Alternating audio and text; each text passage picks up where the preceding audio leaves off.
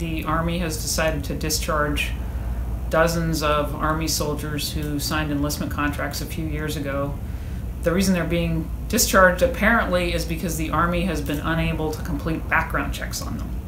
It's taken the Army several years. They've been supposedly doing background checks on people, and they haven't been able to complete them.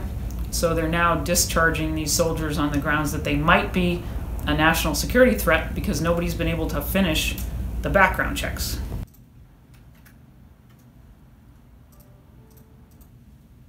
And in the one case where I actually got the report on the individual, there was nothing suspicious in the report. It said that he had an American flag on his telephone, his cell phone. They thought that was suspicious. And he had an Army bumper sticker on his car, and they had reported that as being suspicious also. It says. So all the things it's highly suspicious because these are individuals who are in the country legally. They enlisted in the Army a long time ago. They've been cooperating with their background checks, and then all of a sudden, you know, this week the Army decides they're just suddenly all national security threats and they're going to discharge them.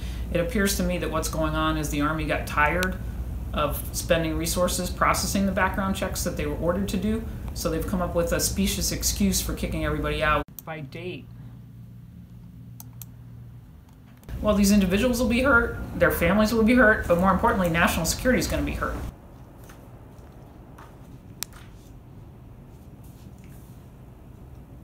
And these are some of the most highly qualified recruits that the Army's been able to enlist in recent years. So it's going to hurt national security to cancel all their contracts and kick them out. One of the individuals who told me he was just notified that he failed his background check has been invited to the White House on numerous occasions and has met with the White House Chief of Staff. So he apparently cleared all the background checks necessary to go see the President at the White House, but he's not good enough to serve in the United States Army.